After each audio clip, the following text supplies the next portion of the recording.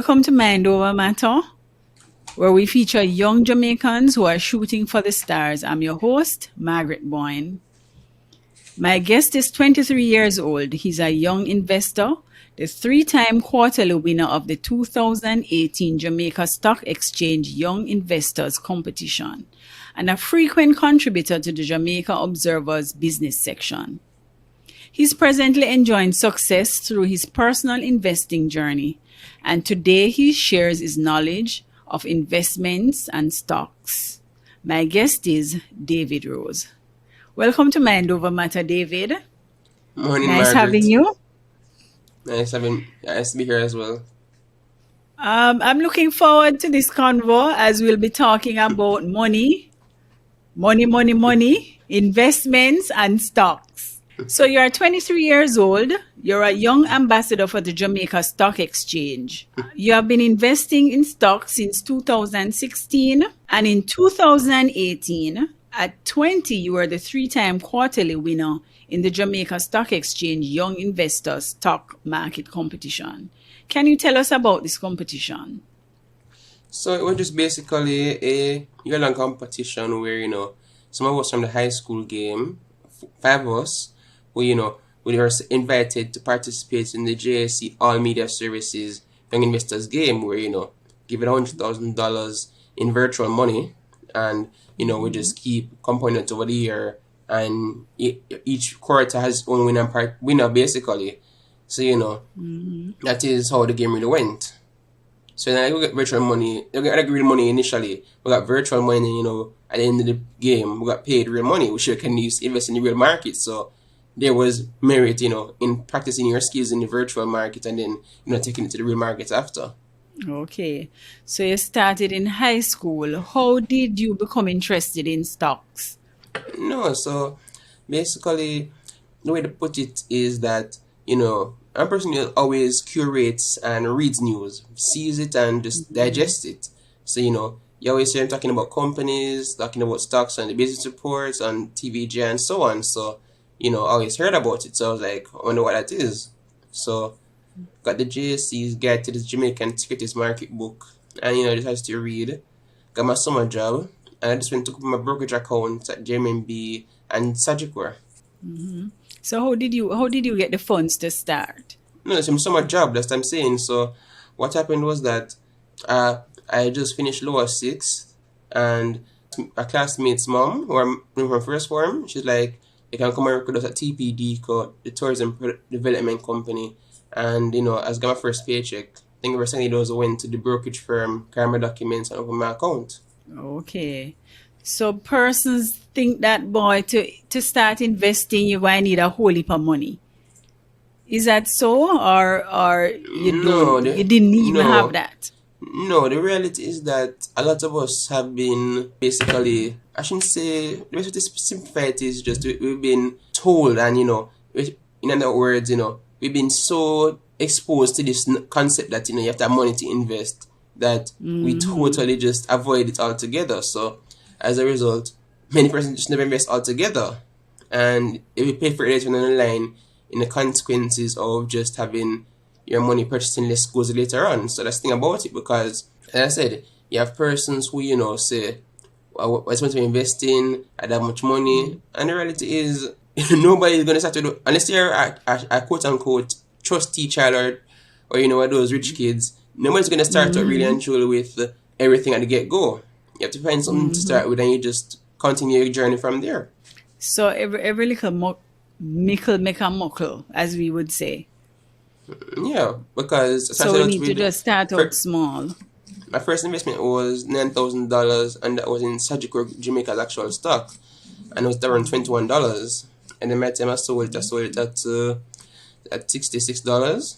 So, from that $9,000 to $30,000, and, the dividends as well would have supplemented that overall return. And that was, between, 2016 to 2020. So, for me, that was quite a good return, because reality is that money, if it was in the bank, I probably wouldn't have gotten probably $100 in proper interest over that same time frame. And that's just the reality, in the sense that I learned concepts in terms of investing, by action, not necessarily by going to a class or, having someone give me theory. Because the reality is, theory only works where you have a properly functioning general environment, ceteris paribus, all things considered equal. But that's not the actual reality in actual life. So that is where, you kind of find that fall off gap, because I had for colleagues who were saying, so the parents don't invest because our parents and grandparents threw out a lot because they had the FinTech era. After FinTech, you had cash plus, you had the recession, and for some persons recently, the digital bond saga. So, it's been a lot for a lot of persons. That's just the quick simple of it. And I've had to, talk to persons and say, hey, when to do your research, you understand what your goal is and so on. It's not as scary as the parent made it out to be, because the reality is our parents became so indulged in saving that anything else apart from that was just considered a sin. And as a result, they might have committed so much money in a nominal terms, but as in reality, that money can purchase so much less in today's terms, which is, the concept of inflation. So that is where, investing kind of taught me that if I work at my job and whatever, unless my job is actually going to be increasing by inflation each year, I'm going to be able to get less and less things as time progresses, which is very sad. Because imagine a beef patty used to cost $80 back in 2008, and now it's costing, I think, almost $180 or $200. $100 note you have in 2008, you can't use that one note to buy a beef patty anymore. You have to get two $100 notes to get a beef patty. Or if you get lucky, they have some mini patties where you can buy.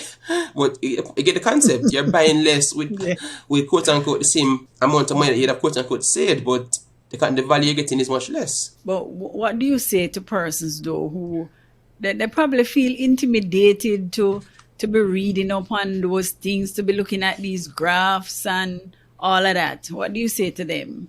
Well, what I would tell them is that they need to just keep things simple, and resources are there. So keep it very simple. When I mean say resources are there, you have YouTube, you have Twitter now, you have a Learn Grow Invest page, you have a lot of resources that you can use. So even though you might necessarily have grasped and concepts in high school, for example, you are in a better environment where access to information is so much more accessible. It's not like in the past where parents had to actually go and buy the physical paper to get information because the internet wasn't so available, or they didn't have smartphones to readily view it. Information is accessible at touch your fingertips. So there's an entire different reality now where even if you're scared of graphs and so on, there are videos which can explain it very simply. And as I said, they have so much content now. It's the finance that it's quite overwhelming sometimes. It sounds very time consuming. How much time do you have to spend on the internet? No, so the thing is, for me, I benefit right now through understanding the market and understanding concepts, because I can recruit companies privately in that capacity. But at the same sense, I need to look at the market every waking hour of the day to actually know what's going on. If I message a chatter in a WhatsApp group, another time it might just be where I look at the market at the end of the day, and then just say, all right, this is what happened. Look at a little bit of this spread in terms of the trading band. But otherwise, I don't necessarily need to be looking at the market every single second of the day. At the same time, when reports do come out for companies, I can always check the paper to get the summary of what those results were. Or, they're always the case where if you have a good broker that sends the research, you can also get the research to understand what happened in the company's recent quarter, or in their that's just it. So you don't the workload that you do in the past is much less. As I said, a broker can just give you the simplified version of events in a simple newsletter, and that's it. So for me, I put a lot more time, but the thing is, for me, I benefit in terms of how I use it to my advantage in terms of daily activity sometimes. So it's different from me, but for the average person, you don't need to necessarily be back and forth every day reading up and down. No, that's not necessary. You're a student at University of the West Indies. I read somewhere that you were even able to help to pay some of your school fees out of the money that you made, but you would have made some loss along the way. Tell us about that. No, so the only time that I've seen, as you would say, quote unquote losses was, during when COVID hit. Because otherwise, I was lucky and blessed to have entered the market in what you'd have called a bull market. And to simplify it, a bull market is, where you see prices and stocks going up in that general environment. And a bear market is when, you see everything going down. So I was blessed in that sense. Because, as I said, for me, when I was investing, I didn't need to necessarily be aggressive. Because at the time, it was a different environment. Because settlement time was one thing, then what shares I could purchase was another thing. So for me, by just being patient and just knowing when to buy and when to sell based on my price targets, I didn't need to worry. And even know I don't need to necessarily buy and sell every second, because I don't make losses in COVID, because you just take a quick 10% loss, 15% loss and minimize the bleeding, then to have stayed in for the companies have gone on so far, and then you're going to recover any significant value. So we have to let young investors know then that it is risky, but there are ways that they can mitigate the risk. So can you tell us about that? What can they do in terms of doing that? So the first thing to know is what timeline you're working with, or what is your true goal, because for some persons at this point, for them it's just trying to avoid quote unquote loss on the value of their money, because many persons look at depreciation of the Jamaican dollar more so than inflation. So to simplify that, depreciation is just where one US dollar could have bought 145 GMD, it's now purchasing 157 GMD. So in our terms, in Jamaican terms, it costs us more to purchase US dollars. So most persons look at it from that angle and saying, oh, the dollar's got depreciation, it's going to cost me more and this and that. And, but some persons, they go looking at is, I can't, my GMD just keep losing value. And I have some person just buy USD and just say they're going to buy currency. But the thing is, that doesn't necessarily solve the problem. All that does is it kind of just kicks part of the can down the road. Because inflation is still there, end of the day.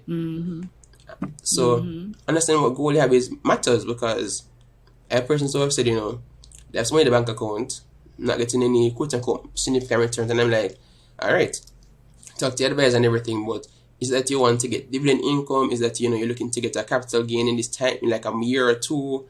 No, because the reality is, if you understand what you're actually seeking, then you're not necessarily lost trying to hunt everything around the place, because that's where most people just fall off in terms of the goal. Because for me, I know my goal I'm looking for, so I stick to it, and it works for me.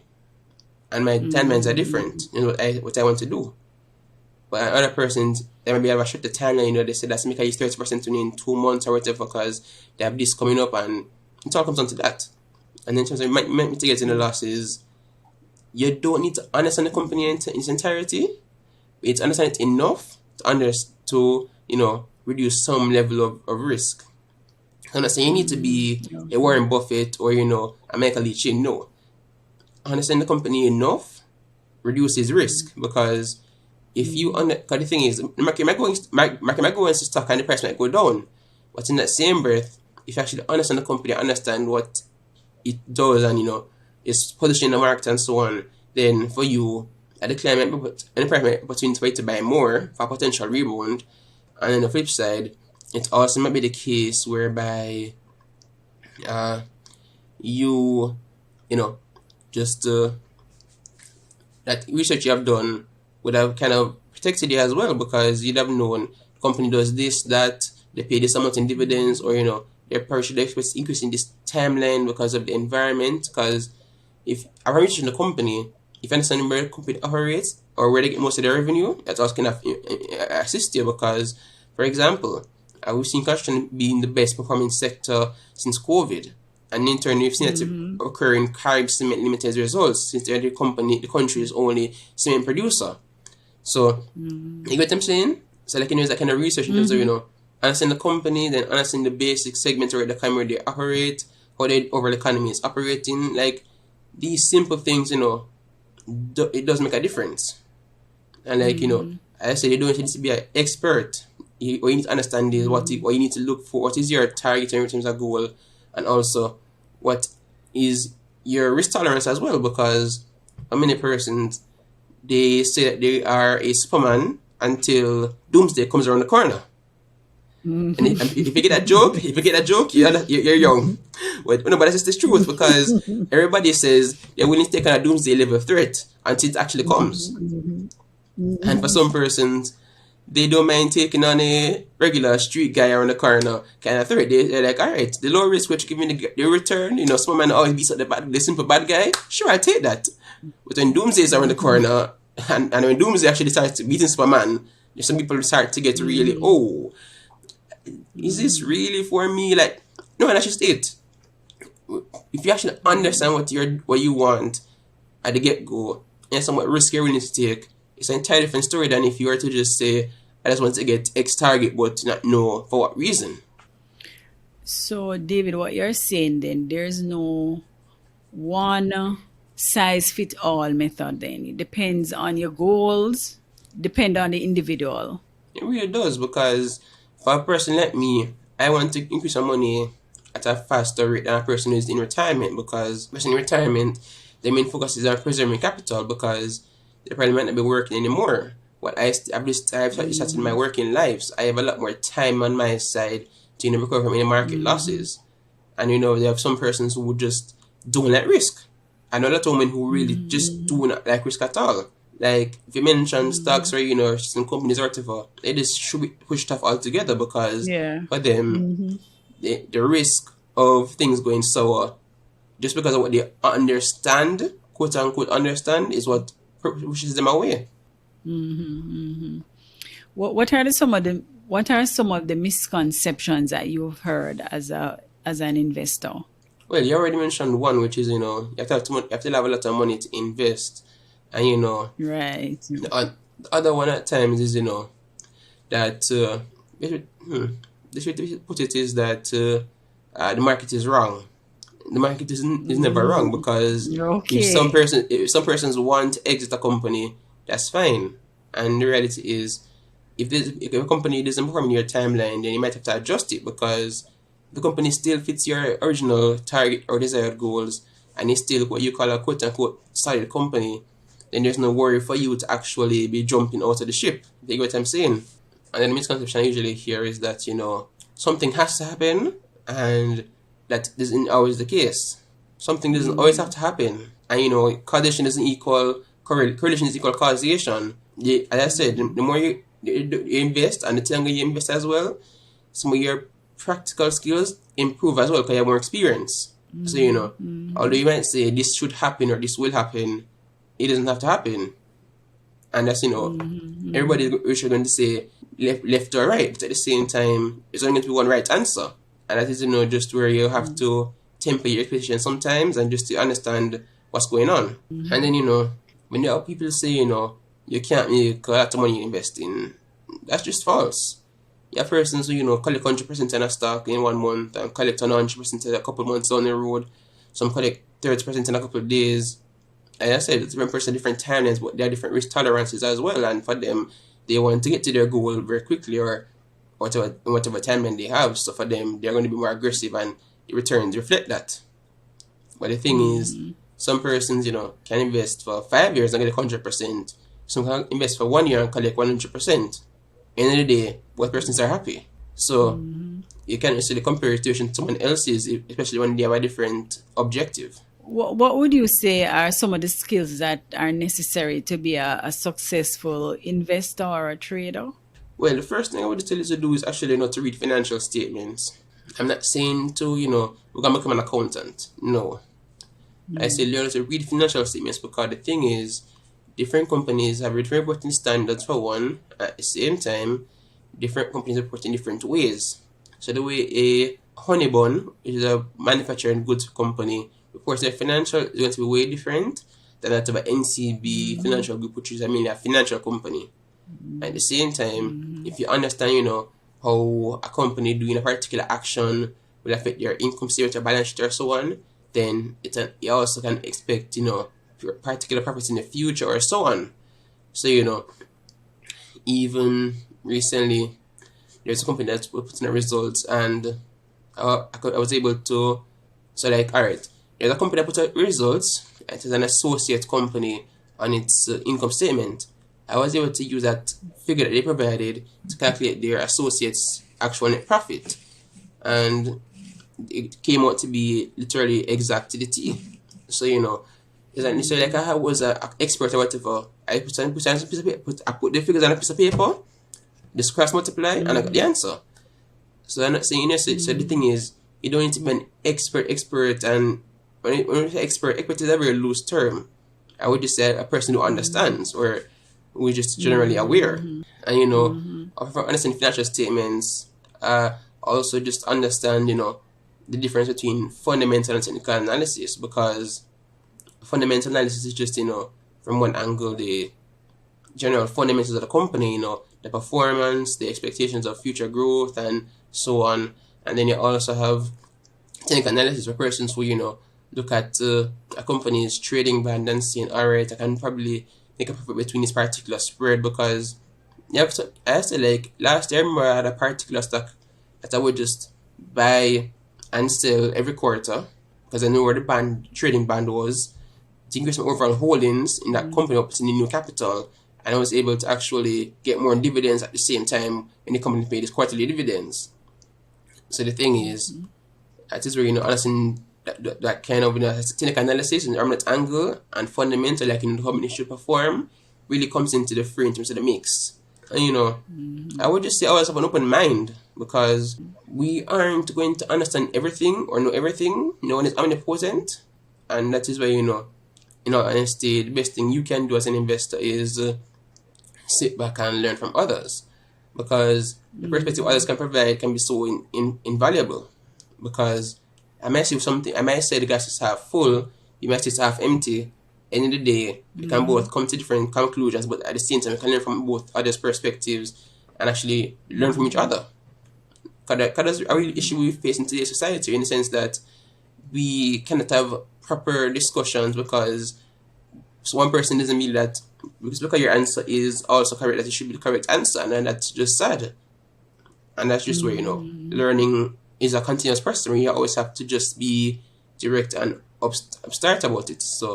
So where can persons get the information that they need if they're interested in the stock market or interested in investing in it? So to simplify it, in the case of Jamaica, you can, check out the Gleaner or Observer on Sundays, Wednesdays, and Fridays, because that's when they have their main publication for business. Then, you can always check out, the Jamaica Stock Exchange's website for the actual information there.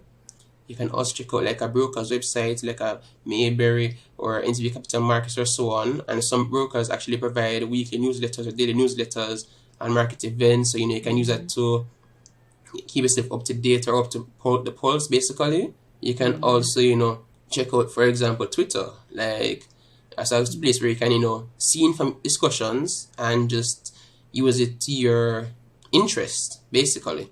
So those are some of the main resources you can check out. And you have podcasts, and you have WhatsApp groups and so on, and Telegram groups. But at the same time, those are the main resources that tell you about, like, the papers, the news, and, like, the JC news section, the brokers provide information to you. So there's a wide cross-section information available to you. And let me just add to the Bank of Jamaica website has a lot of historical data that persons can use. It helps in the way you want to use it as well. You've been trading and investing in stocks for a few years. What is the biggest lesson that you have learned? To be honest, just keep being dynamic. And the reason I say this is because when you keep yourself rigid to one particular strategy in any given timeline, it can hurt you.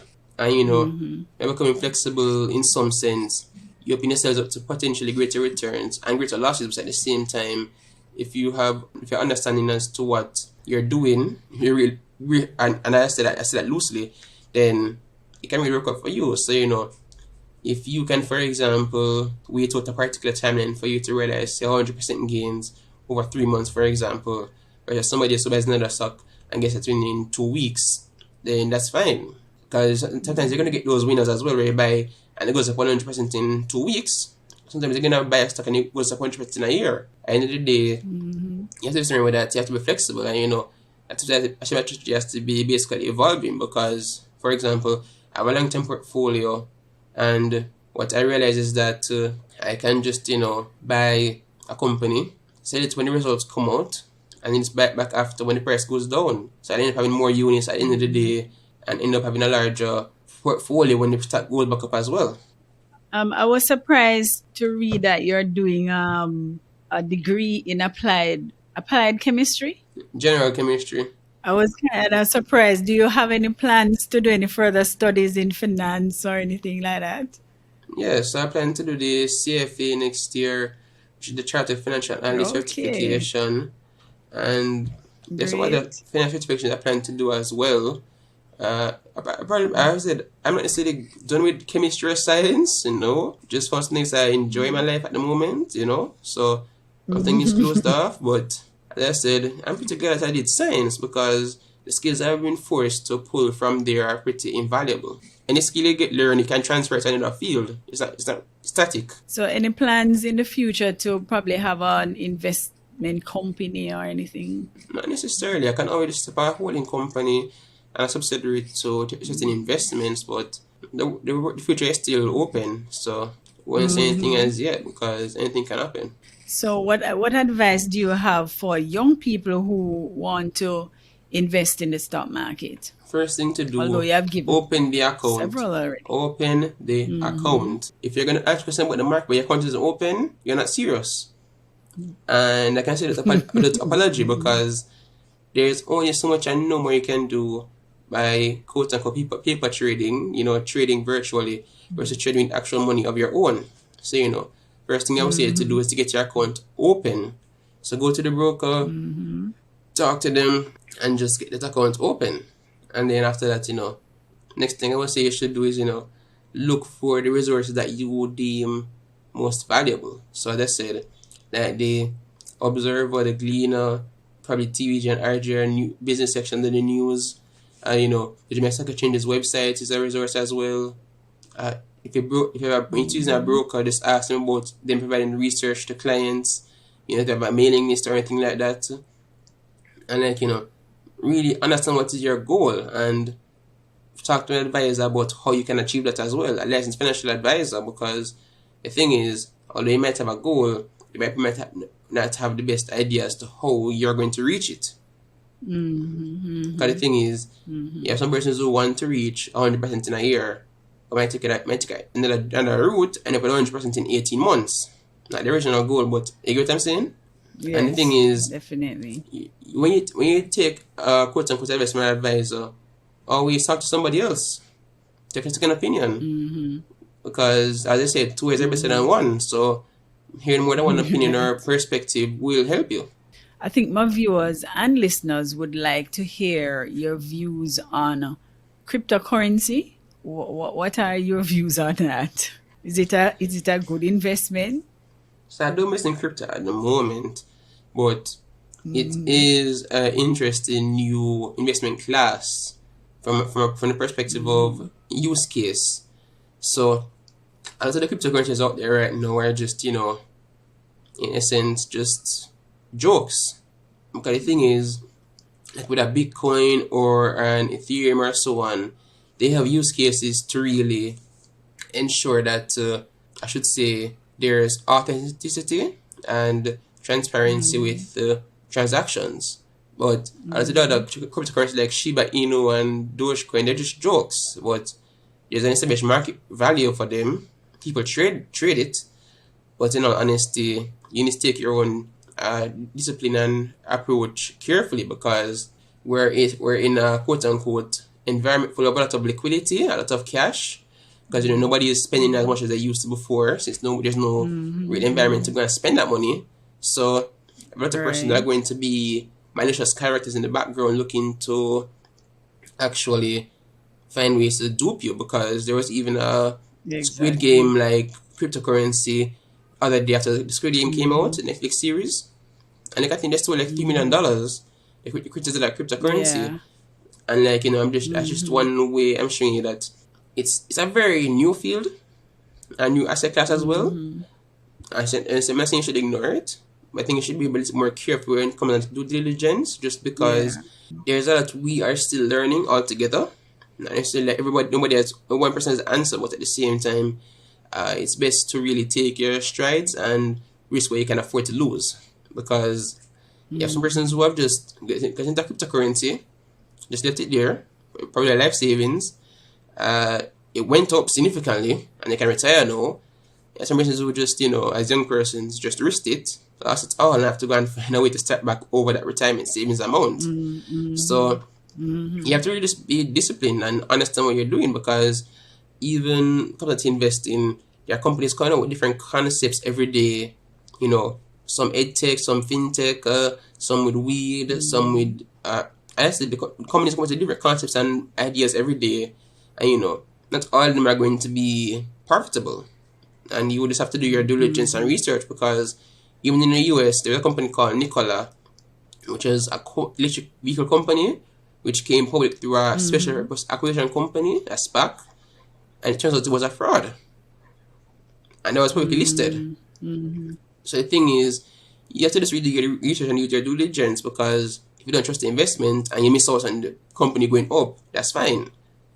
You should really stick to what you understand, and you should also stick to what you are comfortable with, because it is making sense for you to try and seek out a greater return and hunt for higher risk when it might blow back up in your face.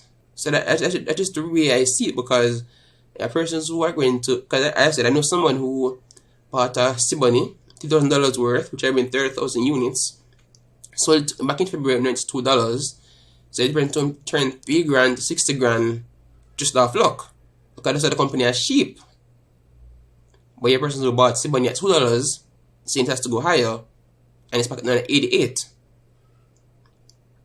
So that's just it, because he got lucky, bought cheap, and then price went up and he had a massive profit. But at the same time, not every time you're going to see an investment and you're going to be like, it's going up, you should jump in, because there's something called FOMO, the fear of missing out. And that's just a very dangerous concept sometimes, where the thing is, you think you missed out on this train, so you need to jump on that train if it's still going on. And when you jump in, it's reached the peak, and then price starts to go down. And because you're so content with, trying to make back your money, you're not going to sell, you're not taking larger losses. So, if you really don't know when to sell, then you're in trouble, because what's going to happen is that you're going to hold on to that position unnecessarily, and then by the time you look, other opportunities in the market might pass you by where you could actually make back up on that loss. And that's just sad. And that's something I have to also remember. When you take the loss, is that the person goes on by 10%, 15%, 20%, you have to set that control limit within your mind. Is that you use company is so strong and profitable, or has this strong turnaround in a couple of years or whatever, that you believe it is worth sitting back and waiting on? Or do you think that there's something else in the environment that is worth it for you? As I said, all comes down to what you discuss with your licensed financial advisor and what you're willing to tolerate as a risk. But in the same breath, you have to just, know what works for you. Is that the company is going against your plan, you're still in profit, but not much profit, and you want to go and find another investment? Or is that you're in a loss and you're just holding on to it, saying, when it goes up to this point, I'll sell it? You really cannot hold on to losses unnecessarily.